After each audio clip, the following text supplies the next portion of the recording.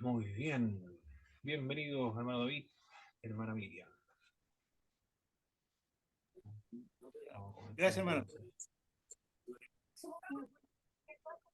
Ahora vamos a ver a los profetas que ejercieron su ministerio durante el periodo de la caída de Samaria a la caída de Jerusalén. La época en que cae Samaria es el año 722 antes del Señor Jesucristo, y la caída de Jerusalén en tres periodos. El último periodo fue el 586. Tenemos una imagen en la lámina abajo del dios Marduk, el dios principal de los babilonios. Los antecedentes históricos cuando el profeta Habacuc ejerce su ministerio correspondió cuando el imperio babilónico estaba surgiendo su poder, y Asiria, por otra parte, había comenzado su declive. Este profeta Habacuc es contemporáneo del profeta Jeremías. Jeremías está profetizando antes de la caída de Jerusalén por los babilonios, e invita a los de Jerusalén que se rindan ante el poder de Nabucodonosor, que vayan al exilio en Babilonia, que también cultiven la tierra, construyan casas y se dediquen a vivir en aquellos lugares. Y Sofonías también corresponde a la misma época, Nahum, y posiblemente algunos dicen Joel. Posiblemente, porque nosotros lo dejamos al profeta Joel en la época del siglo IX. Su ministerio lo ejerció entre los años 609 y 597. Muchos intérpretes han llegado a la conclusión que Habacuc fue un profeta cúltico. ¿A qué se refiere un profeta cúltico? Que está relacionado con el culto, o es parte entonces del sacerdocio. Esa información de que el profeta Habacuc es un profeta cúltico proviene de un libro apócrifo que se conoce como Bet el Dragón. Identifica a este profeta como un levita. Pues así entonces estaría relacionado con el culto. Otros lo identifican con el hijo de la mujer sunamita, que menciona el libro de Reyes. O también se ha identificado con el centinela mencionado por el profeta Isaías, capítulo 2, verso 1. Pero no existen suficientes datos para identificar con precisión a este profeta.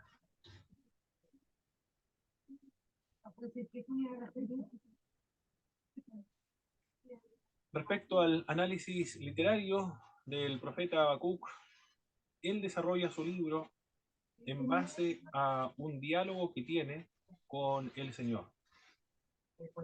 El profeta Habacuc es una persona que contempla y ve el problema que se está suscitando en la sociedad. Ve las injusticias, la opresión, el pecado, la corrupción.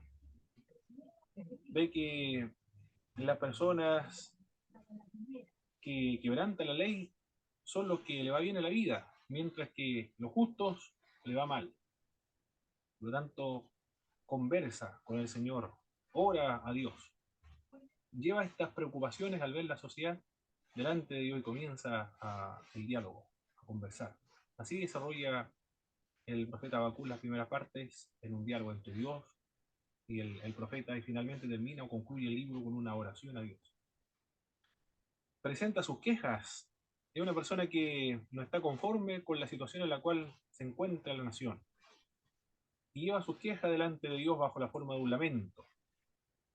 El profeta se pregunta, ¿por qué prosperan los impíos?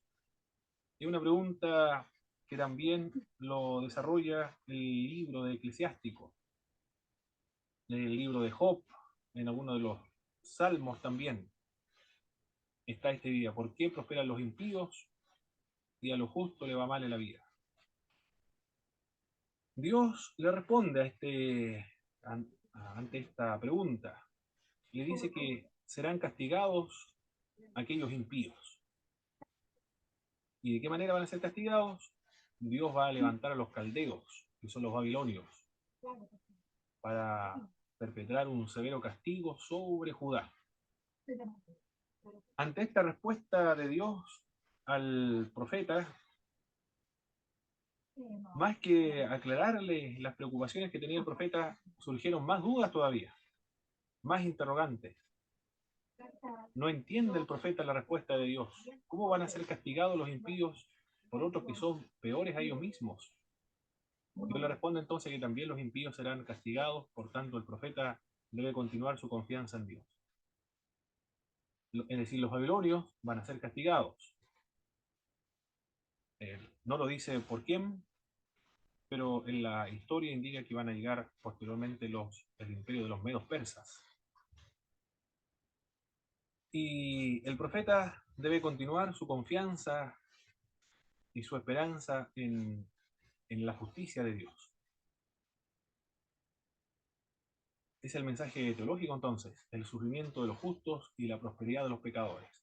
El otro tema o mensaje teológico que desarrolla el profeta Habacuc es la justicia de Dios y el vivir por medio de la fe.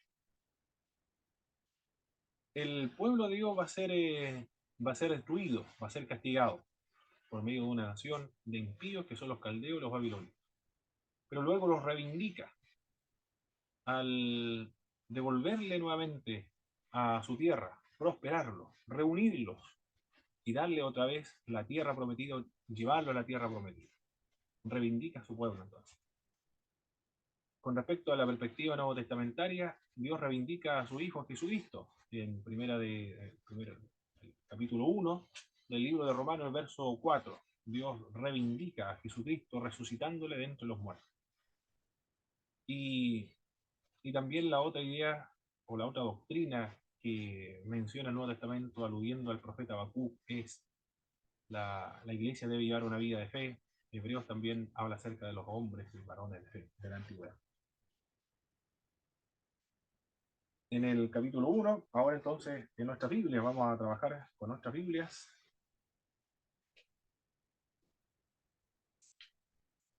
El profeta Habacuc, capítulo 1, en el verso 1, la profecía que vio el profeta Habacuc. Y así comienza el discurso.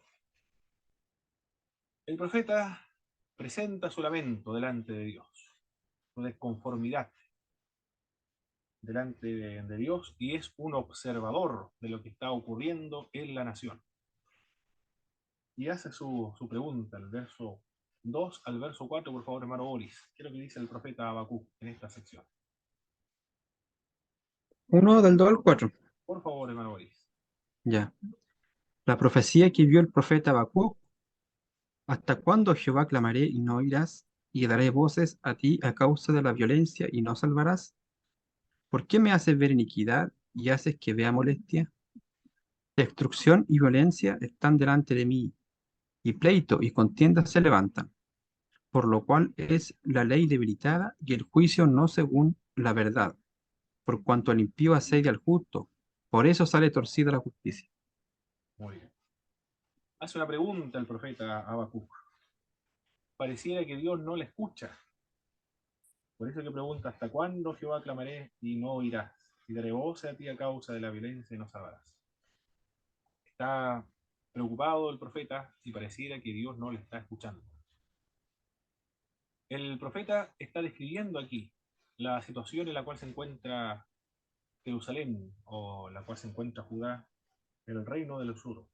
¿Cuál es esa situación o las características de Judá, de acuerdo a lo que se puede extraer del pasaje verso 2 al verso 4?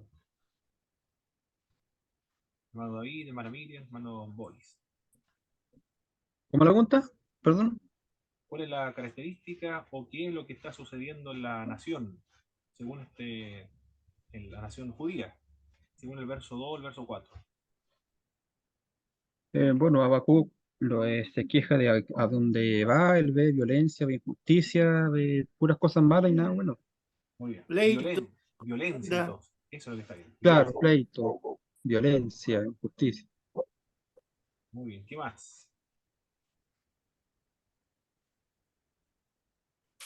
la ley es debilitada. Muy bien. Las injusticias, las leyes han sido debilitadas. Hay calamidad también, sufrimiento, destrucción, riñas. contiendas, corrupción, todo eso es lo que está viendo el profeta Habacuc. Bastantes problemas en esta sociedad, violencia, calamidades, sufrimiento, destrucción, violencia, riñas, contienda, corrupción e injusticias en la sociedad. Según lo que podemos ver ahí, es una persona que no es indiferente a lo que ocurre en la sociedad. No se ha ido al desierto para no contaminarse con lo que está ocurriendo en la sociedad. O tampoco escapa de lo que vive o los problemas que hay en la sociedad, sino que los observa y, y no está conforme con lo que vive allí. Está indignado, está incómodo con lo que está ocurriendo en Judá. Y esta incomodidad, esta indignación se lo lleva y se lo plantea a Dios por medio de una oración, una conversación que tiene con él. Y lo que él desea es que haya justicia. Por eso, ¿hasta cuándo, Señor? No responde. Él desea la justicia. Quiere que la situación en Judá cambie. Y él quiere hacer algo. No queda con los brazos cruzados, hace algo. Bueno, lo primero que se debe hacer cuando ve problemas o catástrofes como esta, se lo lleva el asunto a Dios.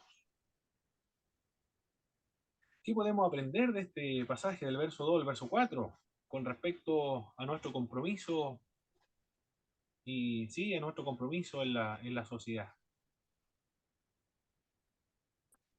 O nuestra responsabilidad social. ¿Qué es lo que nos enseña este profeta? A nosotros hoy lo estamos estudiando, analizando el libro del profeta Habacuc. O las lecciones espirituales que podemos extraer de este pasaje bíblico en particular.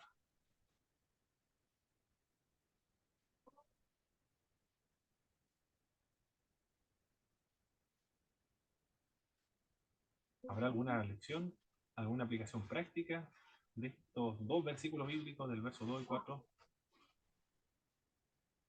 Eh, Que Dios es, bueno, en su soberanía, Él sabe de la injusticia, sabe de la corrupción y aunque a veces uno pareciera que no viera uno por sus ojos la justicia o el pago de eso, pero Dios sí lo tiene en cuenta. Y en el tiempo de Él se hará la justicia que a veces uno a veces espera y no se da. Pero sabemos que Dios sí lo tiene presente. Perfecto, David. Muy bien, muchas gracias. Bueno, Boris, ¿iba a decir algo? sí, no sé, sí, iba a decir algo bien breve, solamente que, bueno, uno de repente también se encuentra en la misma situación que se encontró el profeta Habacuc, en el sentido de que cuando uno ora por una situación especial Mm, que pueda estar pasando, parece que el Señor no escucha las oraciones, parece que uno, por más que ora, el Señor no responde. Pero, no sé, el Señor no hace ver que a su justo tiempo llegará la respuesta, que no eso, las oraciones que uno hace no van a quedar sin respuesta, sino que Dios va a dar su respuesta a tiempo. perfecto. Muy bien, hermano Boris. Muy bien. Y, y también lo que logro ver ahí, en ese pasaje bíblico, es que o nos enseña a nosotros el profeta Habacuc. Creo que esto es una acción y una obra de Dios en el profeta Habacuc. Le hace ver los problemas que está aconteciendo en la sociedad. Y no le es indiferente. Los problemas sociales no le son indiferentes, sino que él hace algo. Por lo menos ahora se lo lleva a Dios. Está haciendo algo. Por lo tanto, ¿qué es lo que podemos aprender nosotros? Es que no podemos ser ajenos o disociados o marginados de los conflictos sociales o indiferentes o tener esta mentalidad escapista con respecto a los conflictos sociales, sino que debemos observarlos y tratar de hacer algo, algo. Bueno, el profeta comienza la oración. Hay un libro de José Martínez que desarrolla la teología de la oración. En ese libro dice que cuando se ora, también debe estar acompañado de la acción. Por ejemplo, si alguien ora para las misiones, tiene que no solamente orar para las misiones, sino que debe comprometerse, porque está comprometido orando, pero también debe realizar alguna acción en base a esa oración. Debe ofrendar para las misiones entonces. Debe fomentar las misiones o ofrecerse como misionero. Entonces, basado en eso, porque aquí está orando el profeta Habacuc, hay una conversación con Dios, y eso es la oración, una conversación con Dios. Presenta su queja a este hombre delante de Dios. No está conforme con lo que está ocurriendo. Y ora, pero él quiere justicia, quiere que se haga justicia. Claro que no todos los creyentes van a poder llevar a cabo esto, pero por lo menos los que tienen algunas vocaciones, como por ejemplo los que llegan al poder o algún tipo de gobierno, autoridad política, pueden hacer algo. Como lo menciona John Stott en su libro Cristianismo Contemporáneo, el desafío de la iglesia contemporánea. Menciona todas las obras de beneficencia y los cambios que produjeron los evangélicos, tanto en Inglaterra como en los Estados Unidos, de cambios sociales por medio de estos cambios estructurales o por cambios políticos. Ellos eran políticos, los que abolieron la esclavitud, por ejemplo, en Inglaterra. En Estados Unidos estaban bajo la influencia cristiana evangélica. El querer que haya justicia, el fomentar la justicia, el denunciar las injusticias, es el trabajo que realizan los profetas. Y el trabajo, la función que deben cumplir también todos los predicadores del Evangelio, porque tienen un Dios, un Dios justo.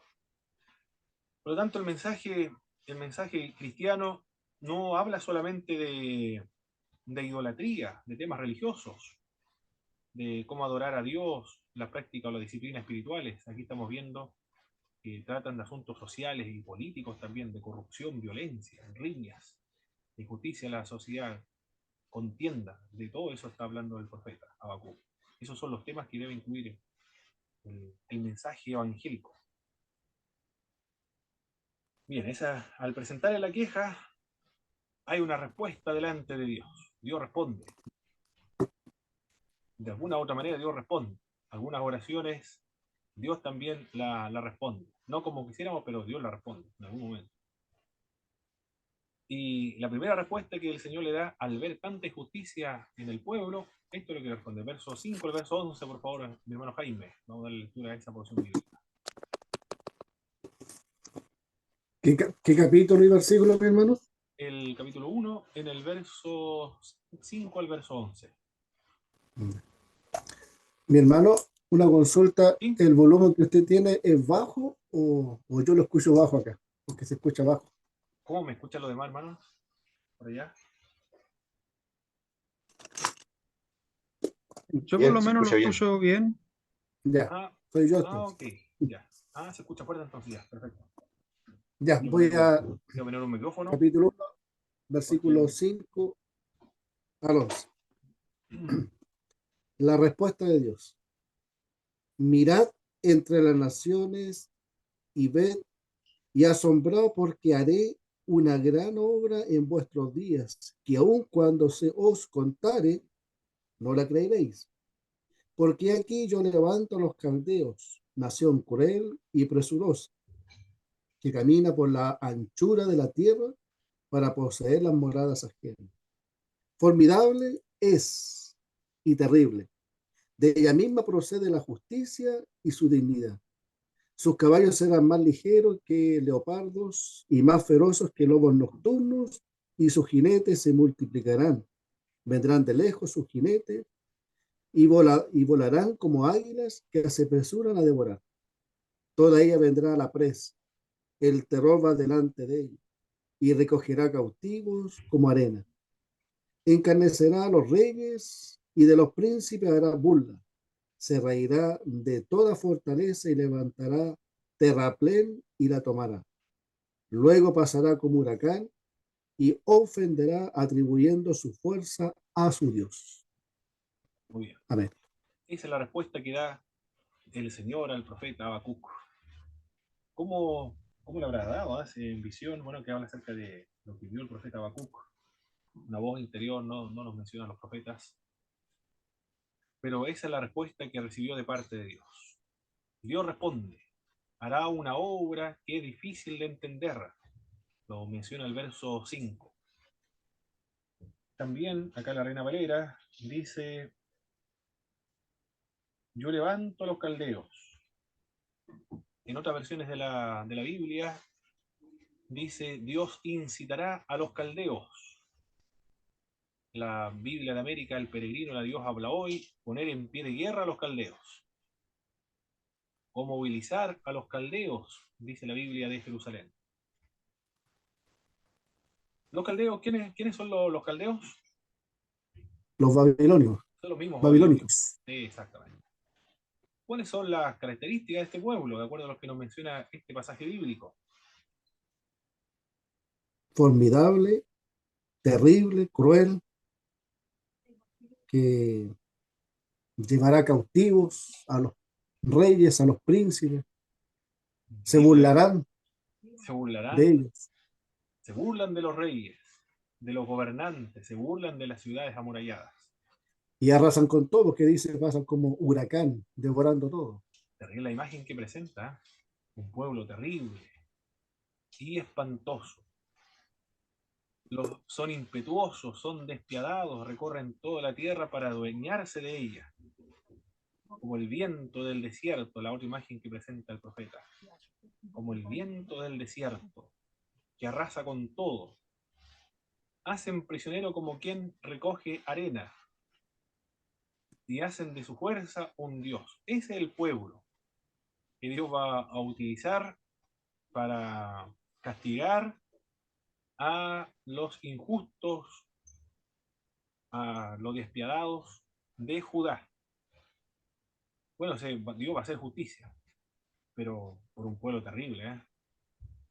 Es decir, un pueblo que causa espanto con solo o escucharlo o oírlo. En la lámina inferior izquierda tienen una imagen de leones. Esa es el arte babilónico. Los leones son símbolos de la realeza de Babilonia. Anteriormente al dios Marduk. Eso es la respuesta. Pero queda el profeta más consternado todavía. Se sigue lamentando el profeta, no entiende la respuesta que Dios le dio. Presenta un segundo lamento del verso 12 al verso 17. Vamos a leer, por favor, mi hermana Miriam o hermano David, cualquiera de los dos puede darle lectura a esa porción bíblica. El verso Este es el 2, segundo lamento, ¿no? el segundo lamento, correcto, el segundo lamento es este.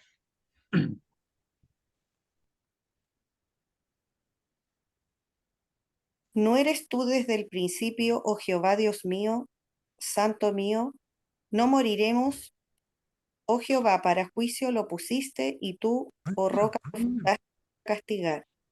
Muy limpio eres de ojos para ver el mal, ni puedes ver el agravio. ¿Por qué ves a los menospreciadores y callas cuando destruye el impío al más justo que él? Y haces que sean los hombres como los peces del mar, como reptiles que no tienen quien los gobierne. Sacarás a todos con anzuelo, los recogerá con su red y los juntará en sus mallas, por lo cual se alegrará y se regocijará.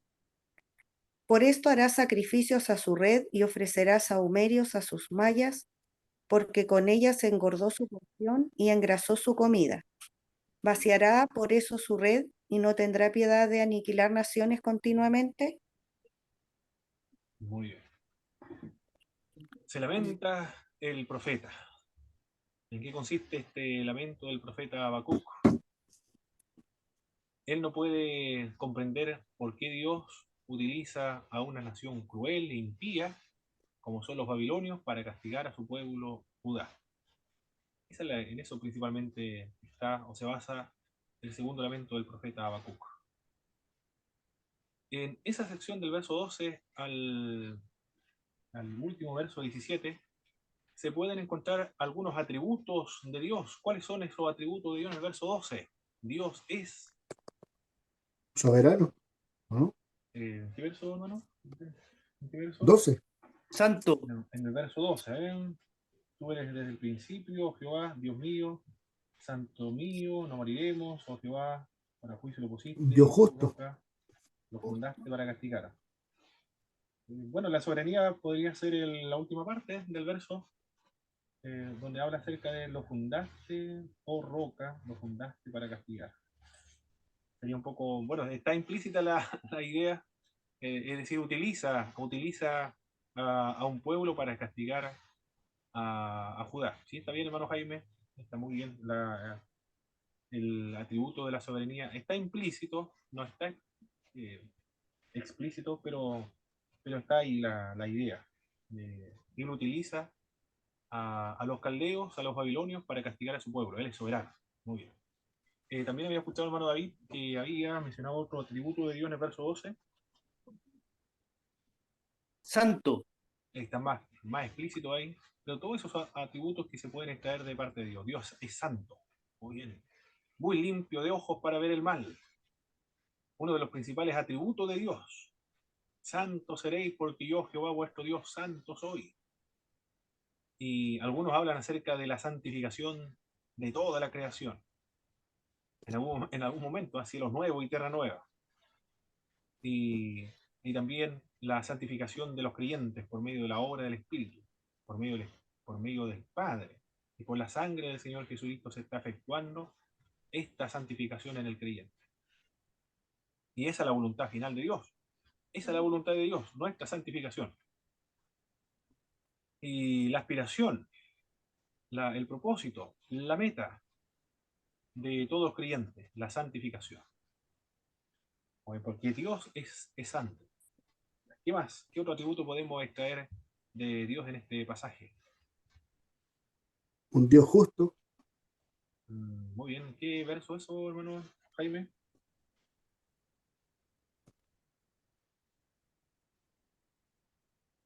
Porque dice que muy limpio eres de ojos para ver el mal, ni puedes ver el agravio. Muy bien. Bueno, se puede extraer de ahí, pero también del verso 12, ¿eh? Cuando habla acerca para juicio lo pusiste, es decir, para hacer justicia. Puso los caldeos, los babilonios para hacer justicia.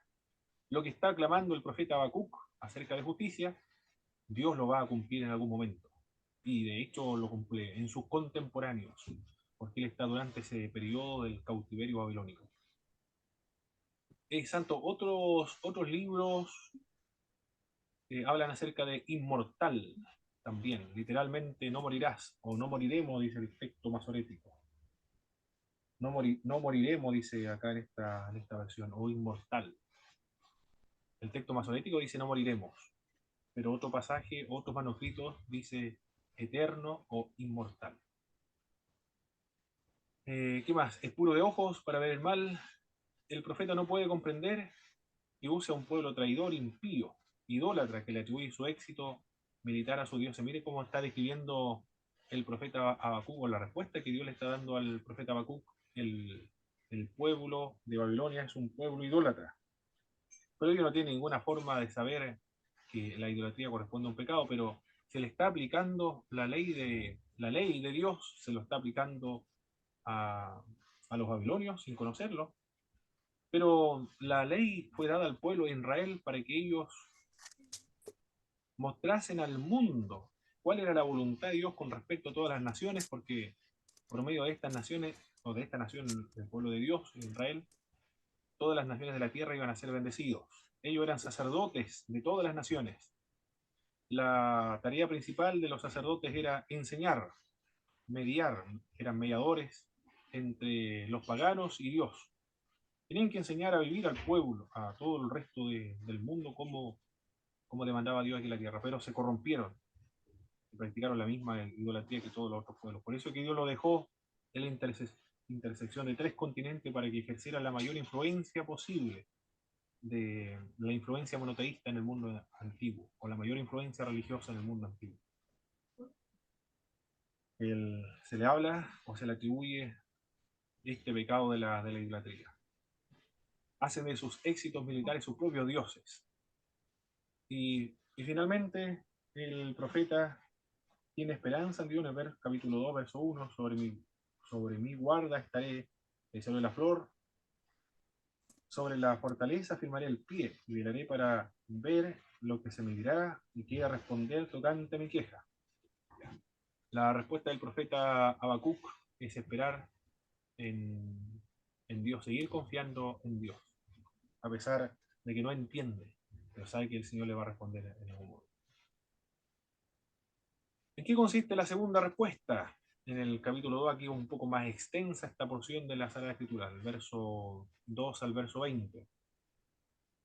La segunda respuesta del Señor le dice al profeta que registra la visión en el verso 2, lo que el Señor anuncia se va a cumplir. El insolente no tiene el alma recta, pero el que es justo vivirá por medio de la fe. En el verso 4, por favor, aquí más está por acá, hermano Antonio, en el verso 4 vamos a dar la lectura, por favor. Amén. Dice, he aquí que aquel cuya alma no es recta se enorgullece, mas el justo por su fe vivirá. Bueno, ese es el verso 2:4. 2.4. El 5, por favor. El 5 era el que quería desarrollar. Y también el que es dado al vino es traicionero, hombre soberbio que no permanecerá ensancho como el Seol su alma. Y es como la muerte que no se saciará. Antes reunió para sí todas las gentes y juntó para sí todos los pueblos. Muy bien. En el verso 5, en la Reina Valera, en el verso 5, la Reina Valera del 60, lo traduce como aquí, verso 5, el que dado al vino es traicionero. Al vino es traicionero. Así lo traduce la Reina Valera de 1960. El que es dado al vino es traicionero. ¿De dónde vino esa idea o de esa traducción? Esa traducción viene del texto masorético. Otra versión dice: el poder es traicionero. El poder es traicionero. Este es un manuscrito en hebreo antiguo. Un manuscrito del hebreo antiguo. Otra variante textual traduce las riquezas. Las riquezas son traicioneras. Traicioneras. ¿Y dónde está esta lectura? En los textos de Qumran. Ahí está. Tenemos 3 variantes textuales ahí. 3 variantes textuales. En base al versículo 5. En el texto masorético dice: el vino es traicionero, el vino es traicionero. Es el texto masorético.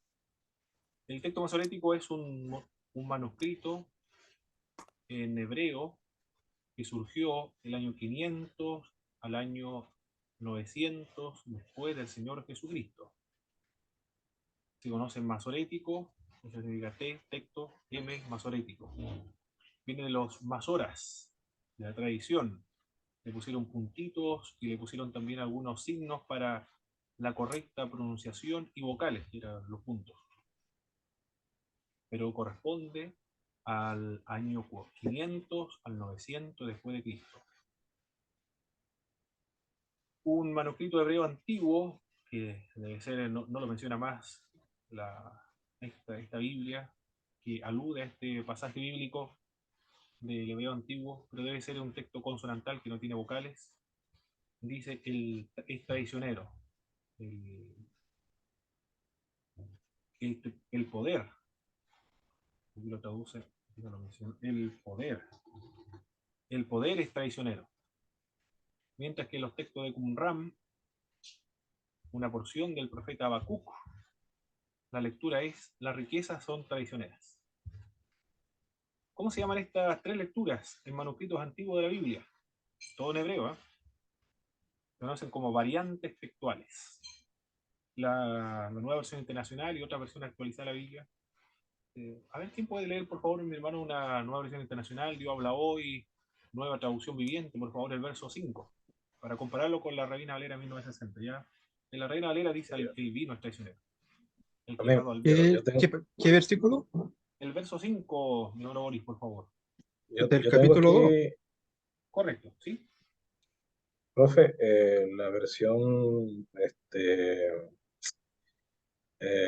ahí se me olvidó esta versión, la lenguaje actual, Ya. dice: los babilonios son orgullosos, son traicioneros como el vino. Su hambre de poder los hace conquistar naciones y pueblos enteros. Ah, ok, Se ya. refiere a los babilónicos. Bueno, va siguiendo el texto masorético ahí, dado al vino, es traicionero. Sí. Muy bien. Yo tenía Y la... ¿Sí, hermano Boris? Adelante, no, hermano. no, que tenía la otra versión de la viviente y dice, se refiere: además la riqueza es traicionera, Muy bien. La por riqueza eso el es traicionera. soberbio no permanecerá. Muy bien. Verso. Ahí dice la riqueza, ¿eh? Las riquezas. Muy bien. Van a aparecer eso, ¿eh? La riqueza y el vino. Y otra versión, en hebreo, es Yo, traicionero. y aquí en esta versión, la Biblia de América, ¿Mm? sale lo mismo. Ciertamente es traidor la riqueza, dice. El orgullo, orgulloso no se detiene. Perfecto, ya. Esas son las famosas variantes textuales, mis hermanos, que es muy frecuente, eh, principalmente en el Nuevo Testamento. En el Antiguo Testamento son escasos, pero en el Nuevo Testamento sí hay bastantes. Variantes textuales. ¿Qué significa eso? Que hay documentos antiguos en hebreo, no sé, esto es el Antiguo Testamento, que tienen lecturas diferentes. En una dice el vino es traicionero, en otro texto hebreo dice el poder es traicionero, en otro, en los textos de Qumran, las riquezas son traicioneras. Uno de los... Profe, ¿cuál de la... Cuando uno encuentra dos, tres o cuatro variables, ¿cómo se puede hacer ahí para saber cuál es la correcta? Muy ¿O qué a bien, criterio del traductor? para allá iba, no, para allá iba. Lo que hacen este trabajo, bueno, esto corresponde a la crítica textual, ¿eh? A los traductores. A la crítica textual. Ya. A eso corresponde aquí el asunto que estamos trabajando. Corresponde a la introducción, no a la Biblia, pero aprovecho a hacer un recordatorio para que tomaron esa materia y para los nuevos, para que lo tomen en algún momento cuando se dé, porque es una materia muy importante. La crítica textual tratan de comparar todos los manuscritos existentes, los textos de Qumran, el texto masorético, la Septuaginta, la Vulgata Latina, las versiones antiguas de la Biblia también, todo eso lo comparan. Y por eso que arroja luz en cuanto a las variantes textuales. Luego se establecen algunos criterios para determinar cuál es la lectura original. Uno de los criterios que podríamos utilizar acá es preferible la lectura antigua que la nueva. El texto masorético comenzó a surgir entre el año 500 al año 1000 al año 900 después de Cristo. Y los de Qumran son del segundo siglo antes de Cristo. De acuerdo a ese criterio de antigüedad, ¿con qué lectura debería quedarse? El Qur'án. Porque la más antigua, ya. Entonces Mm. estableció un criterio que le da a la crítica textual. Es preferible la lectura antigua que la nueva, o la más reciente. Ya, por eso que algunas versiones traducen de eso. Prefirió lo que dice el texto de Qumran antes de lo que decía el texto masorético. Por eso en algunas versiones actualizadas de la Biblia dice las riquezas son traicioneras, en cambio otros, como la lenguaje actual, sigue el texto masorético. Porque está lo más posible que está traduciendo el texto masorético sin ver o no se preocupa mucho de lo que dicen los otros documentos, como los textos de Qumran, por ejemplo. Ya. Una breve pincelada acerca de este pasaje en particular. No sé si hay duda con respecto a eso, hermano, de lo que estuvimos viendo en ese versículo 5. No corresponde a otra materia, pero aproveché de darle una pequeña pincelada. ¿Qué más dice los versos? Las naciones que fueron objeto de saqueo algún día cobrarán venganza. Verso 7 al verso 8. En el verso 16 muestra lo pagano que eres. Literalmente significa, vamos a leer el verso 6 otra vez. Verso 6 aquí. No han de levantar todo esto refrán sobre él y salcamos contra él, dirán, ay del que multiplicó lo que no era suyo, hasta cuándo había de acumular sobre sí prenda tras prenda. Perdón, el 16 es el verso 16 acá. Te has llenado de deshonra más que de honra. Bebe tú también y será descubierto. El cáliz de la mano derecha de Jehová vendrá hasta ti y vómito de afrenta sobre tu gloria. El verso 16 pareciera que no dice mucho, ahora sé que te has llenado de deshonra más que de honra, bebe tú también y será descubierto. El cáliz de la mano derecha de Jehová vendrá sobre ti, vómito de afrenta sobre su gloria. Literalmente, no sé si cómo lo mencionan otras versiones bíblicas, por favor, si podemos leer el verso 16, mis hermanos. La lenguaje actual dice, pero yo te humillaré a ti, pues no mereces ninguna alabanza. Yo te daré en vergüenza, tu orgullo se verá en humillación. Oculto 16. Muy bien, habla acerca de vergüenza. Sí, Será descubierto. Aquí dice ignominia dice aquí. ignominia. Ok. Sí. Te has saciado de ignominia y no de gloria. Bebe tú y enseña tu prepucio. El Señor derramará. Ya. ¿Qué versión es esa, hermano, que está leyendo el hermano Boris? La Biblia de América. Muy literal esa. Literalmente significa muestra tu prepucio. Literalmente eso es lo que quiere decir. Muestra tu prepucio. O sea, así dice literalmente. Muestra tu prepucio. No, la América lo traduce literalmente. La Reina Valera 1960 dice será descubierto nada más. No dice mucho. Será descubierto. Pero ¿qué es lo que quiere decir, creen ustedes, hermanos, cuando dice muestra tu prepucio? ¿Qué es lo que quiere decir o quiere indicar o connotar esta idea? ¿Creen ustedes? Vamos a hacer un ejercicio de interpretación de lo que dice literalmente este pasaje bíblico. O sea, es como de. O sea, no sé, me imagino que es como desnúdate delante de todo, algo así. Más que eso, más que eso. Ya. Hay una palabra Libertinaje. clave. Tampoco, porque habla de que muestra tu prepucio, dice. ¿Por qué dice el prepucio? Aquí está Bebe tú aludiendo. y enseña. A lo Humillación. mejor puede ser Un a quien contraste. ¿Sí, hermano Boris? o sea, se me ocurría a mí, a lo mejor que enseña su prepucio para ver si está circuncidado. O sea, tiene que ver con la Sí, circuncisión. esa. Esa es la Tiene que ver idea. con la circuncisión. Muestra tu prepucio, le dice. Es decir, tú no estás circuncidado. No tienen Es prepucio correcto. los que están sido circuncidados.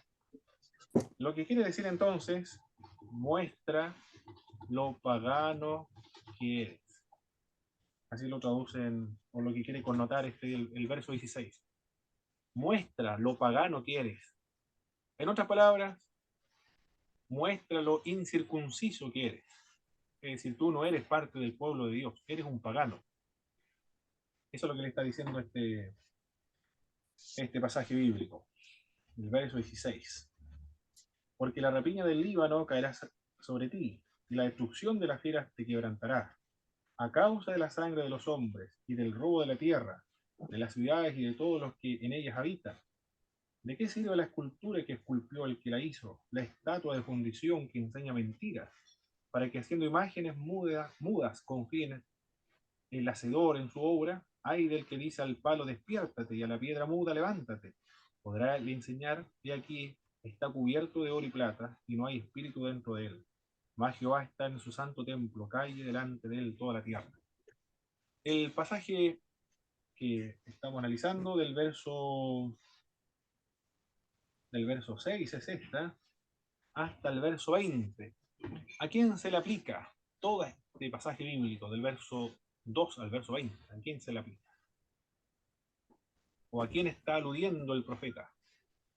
¿De qué versículo dijo? Perdón. Del verso 2 al verso 20. ¿A qué pueblo se le aplica o de quién está hablando el profeta? Bueno, Dios el que está hablando acá está registrando el profeta, el mensaje de Dios. ¿Babilonia puede ser o no? Perfecto, muy bien. De eso se trata. Está hablando acerca de Babilonia. Ellos son los paganos. Ellos son los soberbios. Las naciones cobrarán venganza de todo lo que él hizo. Es decir, de todo lo que hizo Babilonia. Porque esta es la segunda respuesta que le da el Señor. Y todo lo que menciona en el verso 2 al verso 20 está describiendo a Babilonia. Porque el profeta Habacuc dijo, ¿por qué Dios utiliza a los impíos para castigar a los otros impíos? Un impío peor que al que va a castigar. ¿Por qué? Esa es la interrogante del profeta Habacuc. Entonces acá Dios le dice que los babilonios también serán castigados. Esa es la respuesta que le da. Los paganos, los incircuncisos, también a su vez serán castigados. Todas las naciones cobrarán venganza de los babilonios. Esa es la respuesta. Se perpetra, se hace justicia. Hay justicia. Dios es justo. Son varias las personas que vendrán, que tendrán que lamentarse. ¿Quiénes son estas personas las que tienen que lamentarse? El que se ha enriquecido arbitrariamente, lo dice el verso 6 y el verso 9. Ellos deben lamentarse. El que construye una ciudad a base de asesinatos. ¿Quiénes son estos que construyen ciudades en base a asesinatos? Los babilonios. Porque ellos son los que conquistan los territorios, tienen que matar a personas para tomar control de un territorio. Ellos serán castigados. El que se embriaga a su prójimo para contemplar su desnudez, verso 15. También es un texto difícil de traducir. Su droga, su veneno, dice el texto masorético. O vino mezclado con droga. También lamentará aquel que practica la idolatría, lo menciona el verso 19. Todas estas personas lamentarán cuando llegue el día en que Dios haga justicia. Castigará a los judíos por mano de los babilonios. Y los babilonios serán castigados. No lo menciona, pero en la historia se dice que fueron los medos persas que castigaron para manifestar su justicia. En el capítulo 3 del profeta Habacuc hay una oración, hay un diálogo íntimo. Lo que logro ver acá en este profeta es una intimidad con Dios, una comunión, una amistad con Dios, una confianza del profeta que tiene para con Dios. Porque primero se queja de lo que está ocurriendo, se lo dice a Dios. Y le dice, ¿por qué no me escuchas? Pareciera que no me estás escuchando. Y Dios responde, hay un diálogo muy, muy amistoso, como de amigos, o como de un hijo con su papá. Lo que estoy viendo acá es una oración del profeta. Y bueno, el capítulo 3 es una oración mucho más extensa, más larga acá. La oración del profeta Habacuc sobre Sigionot. ¿Qué es lo que es esto, Sigionot? No se sabe. Y probablemente un término literario, musical, dicen algunos comentaristas bíblicos. Oh Jehová, he oído tu palabra y temí. Oh Jehová, viva tu obra en medio de los tiempos, hazla conocer. En la ira acuérdate de la misericordia. El profeta está orando a favor de su pueblo, ¿eh?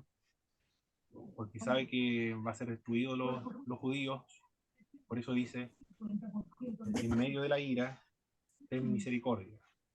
No creo que esté orando por los babilonios, yo creo que está orando acá por los judíos, que van a ser castigados duramente por los babilonios. Dios vendrá de Temán y el santo desde el monte de Parán. se menciona el monte Temán acá y el monte Parán. ¿Qué son estos lugares? ¿Dónde quedan estos lugares? El monte Parán, zona montañosa al norte del Sinaí, donde acamparon los israelitas en su marcha hacia la tierra prometida. El Señor viene desde la región del Sinaí, es decir, desde el lugar donde Él le reveló a su pueblo la ley y le dio a conocer su ley. Desde allá viene. Otras versiones de la Biblia, otros comentaristas señalan que eh, Temán es un distrito norte del país de Edom, o Seir, Parán, monte que se sitúa en Edom, el lugar donde acampó el pueblo de Israel antes de ingresar a la tierra de Canaán. Y comienza a listar aquí el profeta en su oración, habla acerca de la gloria de Dios, su gloria cubrió los cielos, y la tierra se llena de alabanza, y el resplandor fue como la luz, rayos brillantes salían de su mano, y allí estaba escondido su poder, delante de su rostro iba mortandad, y sus pies salían carbones encendidos, se levantó y midió la tierra, miró y hizo temblar a la gente, los montes antiguos fueron desmenuzados, los collados antiguos se humillaron, sus caminos son eternos. Está mostrando a Dios como con una teofanía, como que viene de esos lugares, del monte Sinaí. Se precipita contra Judá para castigar a todos los pueblos, hacer justicia en todos los pueblos. Horodaste con sus propios dardos las cabezas de sus guerreros, que como tempestad cometieron para dispersarme, cuyo regocijo era como para devorar al pobre encubiertamente. Ahí está aludiendo a tanto a los judíos como a los babilonios que hacían injusticia, y Dios va a hacer justicia. En el último verso 18, el verso 19, con todo yo me alegraré en Jehová, me gozaré en el Dios de mi salvación. Jehová es el Señor en mi fortaleza, el cual hace mis pies como de sierva, y en mis alturas me hace andar. Así concluye este autor, el profeta Habacuc, concluye su libro con una oración, exaltando la justicia de Dios, y en la última parte, hablando de los atributos de Dios y confiando, depositando su confianza en Dios, a pesar de todo lo que va a hacer, tanto los judíos como los babilonios. Hemos concluido esta parte de Habacuc. ¿Algún comentario, mis hermanos, acerca del profeta Habacuc antes de seguir estudiando el otro? Sí, profe, yo tengo una duda, yo porque no ¿Sí? entré tarde y no me perdí la parte de la introducción. Abacú, ¿dónde se encontraba, ubicaba en este preciso momento cuando escribió, junto con los babilónicos? Entre el año 609 y No, el pero 500. en la ubicación, en el pueblo, La zona ¿qué geográfica. territorio? Sí, en la zona. Tiene que ser el reino del sur, Judá. Pero específicamente el Ah, ya. lugar no lo menciona, ¿eh? Específicamente el lugar no está. Pero él Porque está en Judá. yo supongo que cuando él cita esta oración final eh, y sobre todo lo que va a acontecer, ya él también como que se está metiendo dentro del grupo, ¿no? Como que, bueno, esto también me va a cargar a mí, por más santo que sea. Al parecer, ¿eh? Porque bueno, no hay más datos, los libros de Reyes no mencionan nada de eso, pero es de suponer, ¿eh? Es de suponer que sufrió las consecuencias también de la primera cautividad o la segunda, porque en, está fechado en el 609 y el 597. En el 605 ocurrió la primera deportación. Si él comienza a profetizar el 609, entonces estamos hablando de ¿cuántos años? 4 años después. 4. 4 años después se va a cumplir lo que él ha profetizado. 4 años después. Y se llevaron a Daniel un primer grupo, Nabucodonosor vino y se llevó a un primer grupo el año 605. Se lo llevaron a Babilonia. Después de 4 años se cumple la profecía. Pero después hubo una segunda deportación. En la primera se fue Daniel, en 605. En la segunda deportación, porque hubo un problema político con el rey, se lo llevaron, y no recuerdo el nombre de este rey, en el 597, 596, se llevaron, ocurrió la segunda deportación. Otro grupo de personas muy importantes de la aristocracia, de la realeza, del palacio, se lo llevaron a Babilonia. Ahí se va a ir el profeta Ezequiel. En el primero, la primera deportación 605 se va Daniel, en el 596 se va el profeta Ezequiel. Hasta ahí, hasta el 597 va a profetizar el Habacuc. Por lo tanto, él estuvo presente en esas dos deportaciones. De acuerdo a la fecha Sí, que no, indica los libros de introducción a la Biblia. Entonces él, no, claro, él tiene la esperanza de que el Señor lo va a proteger cuando vengan los babilonios encima. Pero más ya no tenemos nada. claro, pero Confiar que sobrevivió y se lo llevaron a Babilonia. Ella trabajó y prosperó, no sé qué más va a no, pero pasar. eso es lo que destaco, pues a pesar de que él tuvo la revelación, termina su oración igual reconociendo la soberanía de Dios, agradeciendo y poniendo toda su confianza en él, Sí, correcto. a pesar de Presuponiendo que si le que, tocaba o no le tocaba. presuponiendo que él va a pasar por la tragedia, por la crisis. Claro. Crisis política, crisis militar, crisis nacional. Muy bien, ¿eh? Y él confía en Dios, sigue confiando en Dios a pesar de todo lo que va a ocurrir en el futuro. Muy bien. ¿Algún comentario, hermano, o otro comentario del profeta Habacuc? Antes de No, pasar. yo le iba a preguntar, ¿Mm? y a pedirle que retrocedamos un poco, porque quedé con la respuesta de algunas preguntas sin responder. ¿Mm? Por ejemplo, aquí dice, ¿en qué consiste el segundo lamento de Habacuc? Eh, El primero era, parecía que Dios no le escucha, porque el profeta ve corrupción, claro, violencia, pero está viendo en el pueblo, en el Judá.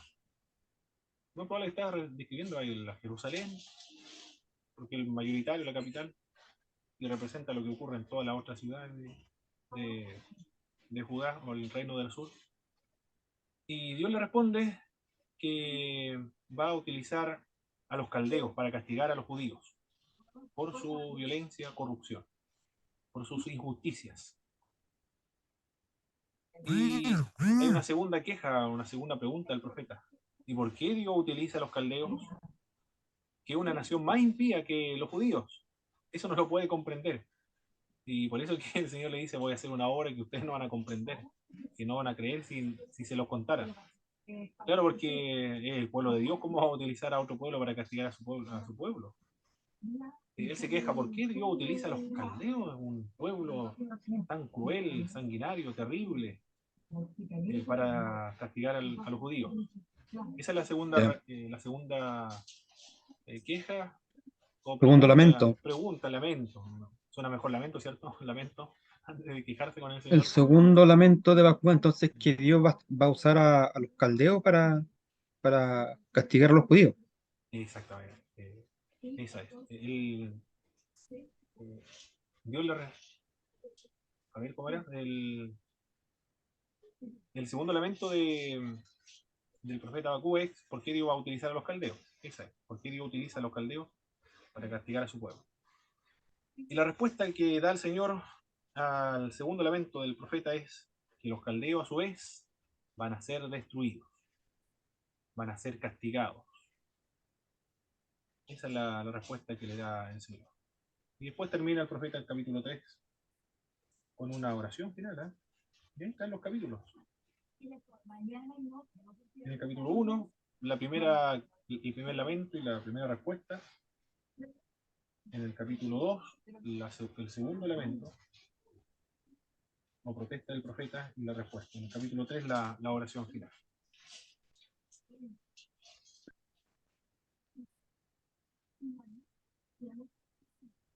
¿Alguien más, mis hermanos? Otro comentario del profeta Habacuc.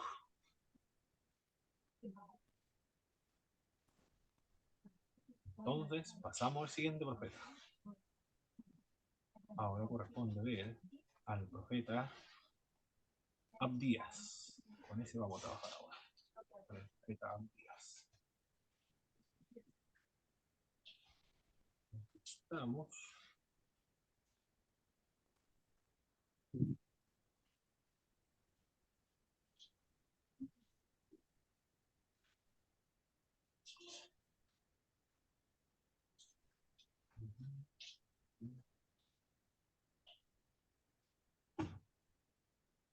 Bien.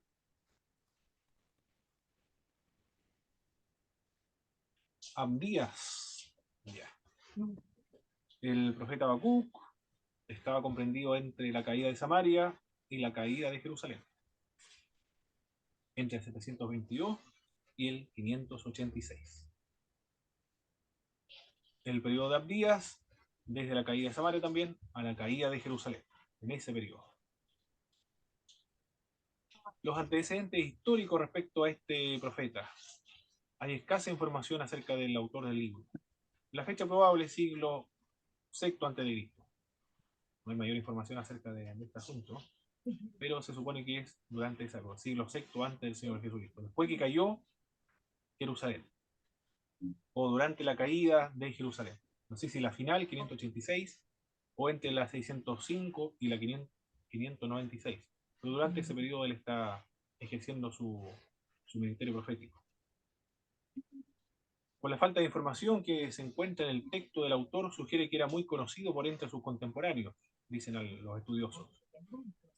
También para determinar la fecha y el contexto histórico se debe recurrir a la evidencia interna, aunque las conclusiones de los eruditos son diversas. La gran mayoría de estudiosos bíblicos concuerdan que la fecha en que ejerció el autor su ministerio profético corresponde al siglo VI a.C., antes o después de la destrucción de Jerusalén. Antes o después del 586, pero puede ser en esos tres periodos, 605 y 597.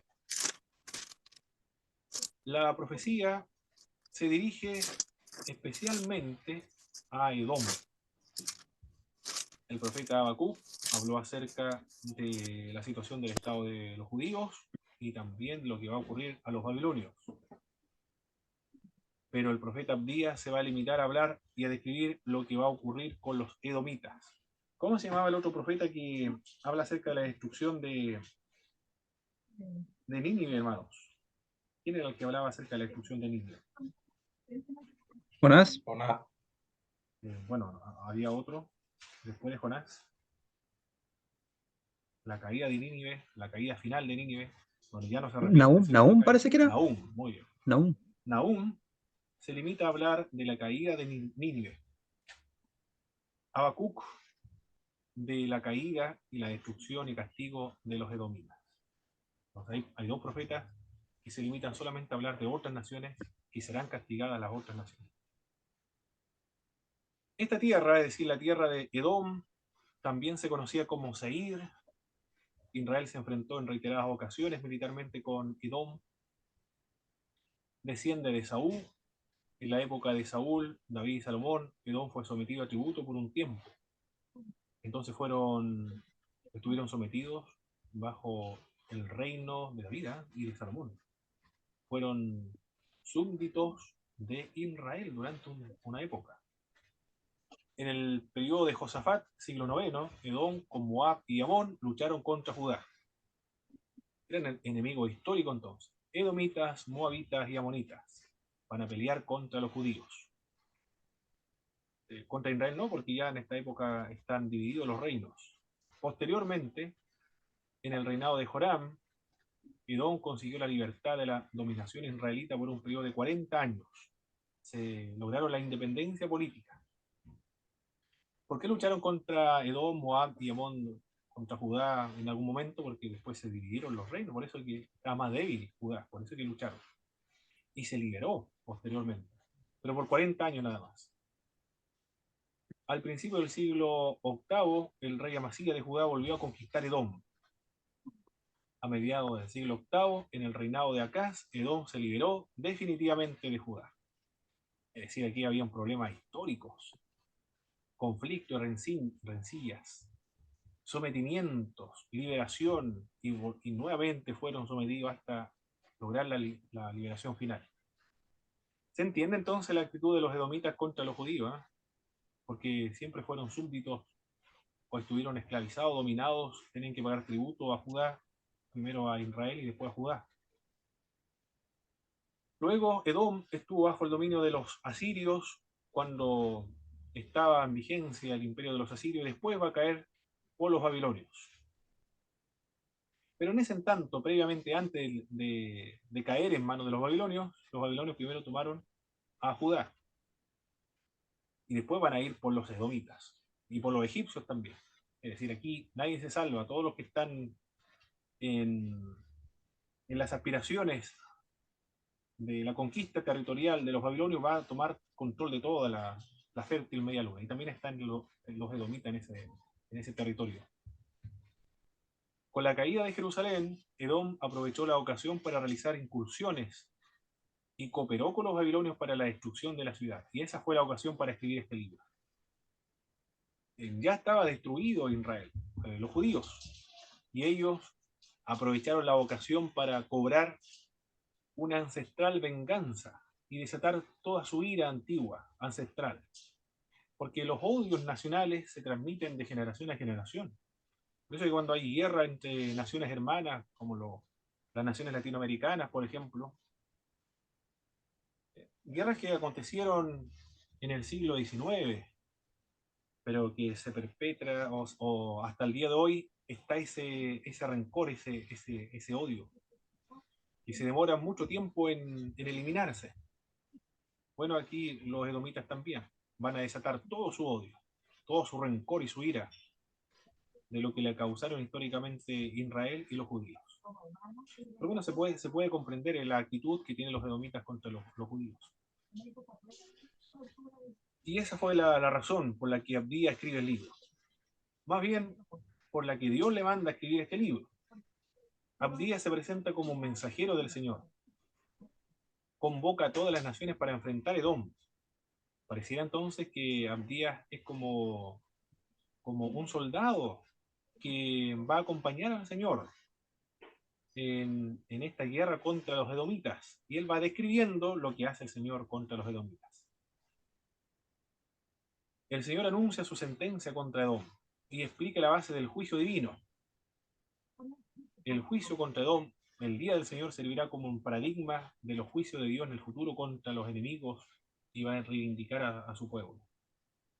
Esta guerra, el día del Señor, se conoce como el día del Señor. El día del Señor es un juicio de Dios. Anteriormente, el día del Señor se refería al juicio contra los israelitas. El día del Señor, el juicio de Dios contra Judá. Pero ahora, el juicio de Dios contra los edomitas, para reivindicar a su pueblo de parte de los enemigos, del pueblo de Dios. El día del Señor se puede entender en varios sentidos. Es una acción bélica de Dios contra los enemigos que se portaron mal con el pueblo de Israel, o que fueron violentos con el pueblo de Israel, no tuvieron piedad de los israelitas. Edom entonces se convierte en el paradigma del día del Señor mucho mayor en el futuro. En el futuro es el juicio de Dios contra todos los incrédulos. Y también para reivindicar a su pueblo, para liberar a su pueblo de la esclavitud. Los edomitas estaban muy confiados, estaban muy seguros por las fortalezas naturales que tenían frente a aquellos que querían dominarle. Ellos construyeron sus palacios, sus fortificaciones en las montañas, como lo estamos viendo ahí. Aquí tenemos una imagen de una fortificación. Cuando fueron destruidos los edomitas, después este mismo territorio y estas mismas construcciones, edificios y palacios van a ser ocupados por otro pueblo, que son los nabateos. Que bueno, al día de hoy ya nadie lo ocupa, es solamente un lugar turístico nada más. Conocido también como Petra, se va a conocer posteriormente este territorio como Petra. Hay expediciones que se realizan hasta el día de este lugar. Esa es la razón por la cual ellos estaban muy confiados, porque habían edificado en las peñas. Era muy difícil acceso, porque tenían que atravesar ¿cómo se le describe este lugar? Este pasadizo, que es muy estrecho. Si hay un ejército enorme para poder ingresar, tienen que ingresar en filas de reducidas personas, reducido grupo de personas. Por eso es que era muy fácil de defender. porque no ingresaba un contingente gigante, sino que debían ingresar pocos en número. Esa es la confianza que tienen los edomitas. Pero frente a los babilonios, que son utilizados por Dios para castigar a todos sus enemigos, estas piedras y estas edificaciones, construcciones, no va a servir de protección para nadie, porque el juicio de Dios le va a alcanzar.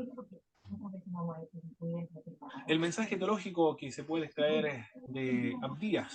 ¿Se escucha un televisor, mis hermanos? De fondo. ¿Quién podrá hacer? Se escucha la noticia de fondo. Vale, ahora sí. El gobierno universal de Jehová o de Yahvé. Es el mensaje teológico que podemos rescatar del profeta Abdías. Dios gobierna sobre todas las naciones. Dios entonces no es un Dios local, territorial, circunscrito a Israel, sino que gobierna sobre todo el mundo. Todas las naciones que bendigan a Israel serán bendecidas, y todas las naciones hostiles serán maldecidas. Por lo tanto, el otro mensaje teológico que se extrae de Abdías es el pacto que Dios estableció con Abraham. Dios bendecirá a los que bendigan a Abraham y maldecirá a los que lo maldigan. Aquí en este caso es con el pueblo de Israel. Y la guerra santa. En relación con la guerra santa, son los profetas de Dios los que participan activamente en ella, como mensajeros del guerrero divino. A Dios se presenta como un guerrero, entonces, en esta sección. Dios es justo. Edom se comportó con sus hermanos de manera traicionera, aprovechó la tragedia. Pero ellos recibirán conforme a sus actos. Como ellos hicieron, se hará con ellos. Se les va a retribuir conforme a sus obras. Herodes era un idomeo, un edomita, intentó matar al Señor Jesucristo, Dios lo reivindicó, también como ocurrió acá, que quisieron acabar con los sobrevivientes que quedaron en Judá después que vino Nabucodonosor contra Jerusalén. El día de Jehová, también el otro tema teológico, posesión de la tierra de parte de Israel. Dios le dice que van a ser llevados a Babilonia, pero luego regresarán y poseerán la tierra otra vez. Esos son los mensajes teológicos del profeta Abdías. Bien, vamos a analizar entonces al profeta Abdías. Toda nuestra Biblia, mis hermanos. Voy a verla ahora, no nos pasemos. Estamos bien todavía.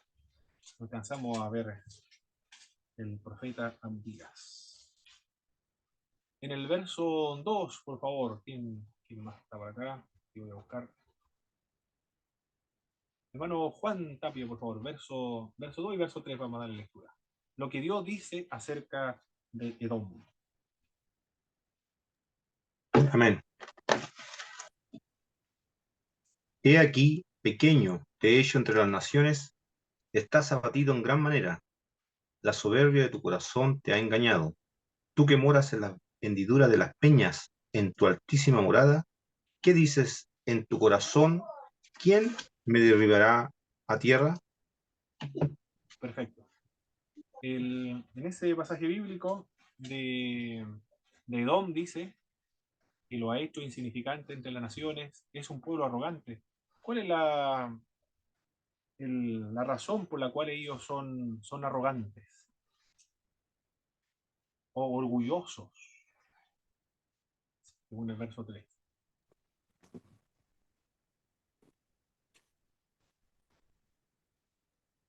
Por la posición donde estaban viviendo. La situación geográfica. Eso es. La imagen de las piedras del lugar donde ellos vivían le hacía estar confiado. Es un pueblo arrogante por la situación o el lugar geográfico donde ellos están. Piensan que son indestructibles. Bueno, el Señor le va a demostrar que en el verso 4 dice acá, si te remontases como águila y aunque entre las estrellas pusieres unido, de ahí te va a derribar, dice Jehová. En el verso 5, si ladrones vinieran a ti, o robadores de noche, ¿cómo has sido destruido? No hurtarían lo que le bastase. Si entraran a ti vendimiadores, no dejarían aún un rebusco. Dios lo va a derribar. Ellos son insignificantes, Dios lo va a hacer insignificante. Es un pueblo arrogante, lo va a derribar. Ocurrirá un gran desastre a este pueblo. Serán saqueados de parte de sus enemigos. En el verso 7 al verso 8, por favor, hermano Jaime. Ahora en lectura.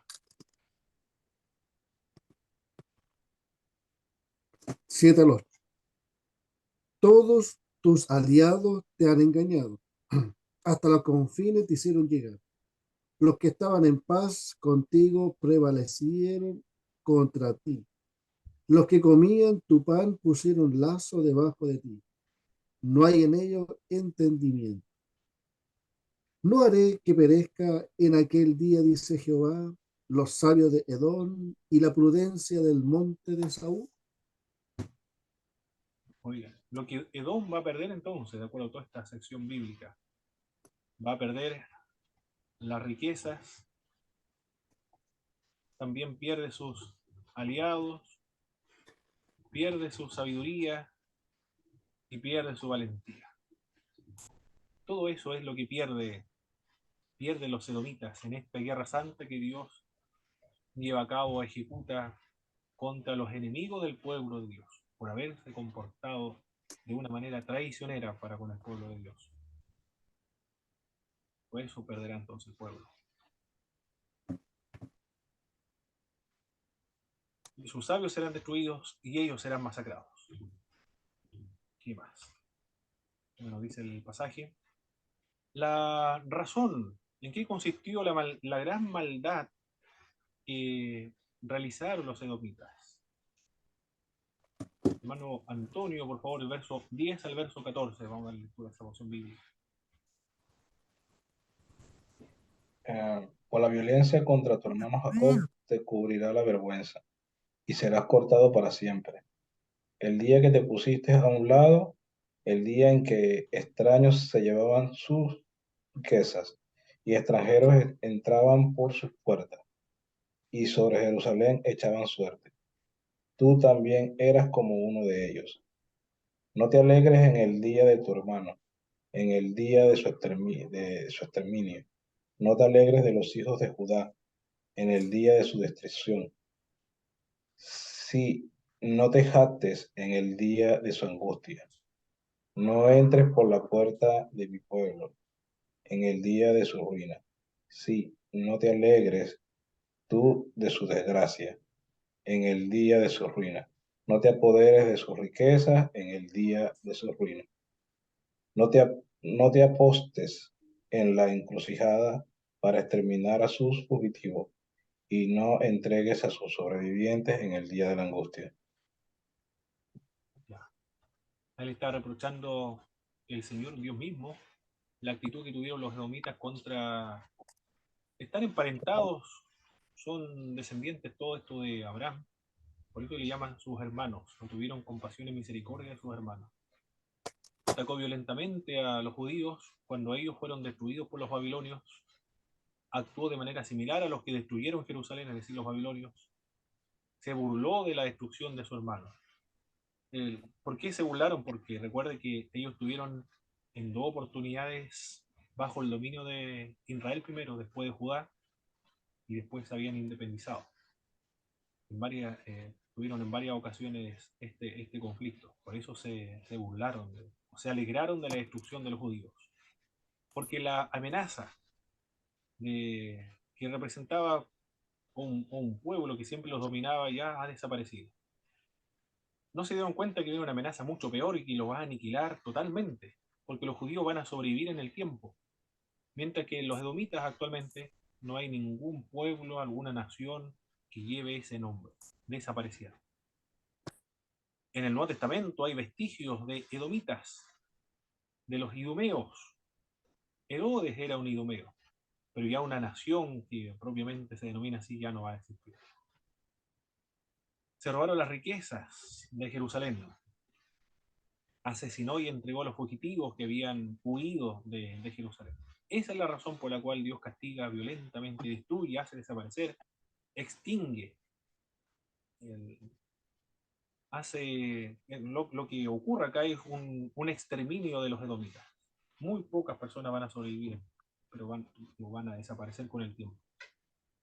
El día de Jehová sobre Edom y las naciones, verso 15 al verso 20. Todas las naciones recibirán retribución de sus obras, lo menciona el verso 15. Judá ya recibió su castigo, Del mismo modo, las naciones serán castigadas. Lo que va a suceder con los judíos, en el verso 17, verso 20, los judíos serán restaurados, serán reunificados, tomarán posesión de los varios poblados. Lo que le está prometiendo a Abdías es que regresarán del cautiverio babilónico, como lo mencionaba el profeta Isaías, el profeta Jeremías y los otros profetas.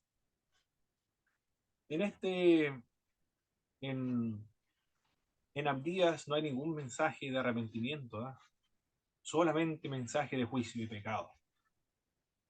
Hay restauración, pero no para el pueblo que le está dirigiendo el juicio, sino para los judíos, quienes fueron víctimas de los edomitas. Cuando se dirige al pueblo de Dios, sí, se dirige con la finalidad de llamarlo al arrepentimiento, de volverse a Dios, de cumplir la ley. Pero cuando se dirige a otros pueblos, como acá lo estamos viendo a Edom o a los ninivitas, no hay un mensaje del arrepentimiento. Con excepción de Jonás, para evitar la destrucción, la primera destrucción de Nínive. En el verso 16 dice acá: la copa que ustedes bebieron. Esta expresión de la copa es una metáfora para hablar acerca de la ira del Señor. Siempre cuando se habla acerca de copa, es una metáfora para describir la ira de Dios. El verso 16 también habla acerca del Monte Santo, es una de las montañas donde se construyó Jerusalén. En ocasiones se utiliza para referirse a la misma Jerusalén. ¿Qué más? Los descendientes de Jacob y los de José son respectivamente los antiguos habitantes tanto de Judá como de Israel, que en el día del Señor volverán a unirse. Pero dice que serán restaurados, serán reunificados, tomarán posesión de los poblados, pero lo seguro de este pasaje bíblico es que se refiere solamente a los judíos, no está aludiendo a los israelitas, es decir, al reino del norte, porque ya el reino del norte se mezcló con las otras naciones, perdieron su identidad, pues ya había sido perdida su identidad antes de ser destruido en 722. Pero los judíos que fueron dispersados cuando cae Jerusalén en 586, algunos se fueron a Egipto, otros se fueron a Babilonia y a varios sectores de la tierra. Ellos van a volver, ellos van a ser reedificados. Por lo tanto, cuando se habla acerca de José, de, de Jacob, van a ser reunificados, habrá una sola nación, solo se puede aplicar para los judíos que volvieron a la tierra de Canaán, después del cautiverio babilónico. Ahí tenemos una imagen, cómo concluye el profeta Abdías en el verso 21. Y subirán salvadores al monte Sión para juzgar al monte de Esaú, y el reino será de Jehová. Así concluye. Son de un solo capítulo este libro, limitado solamente para describir la destrucción que ocurre a los edomitas. Muy bien, mis estimados hermanos. Hemos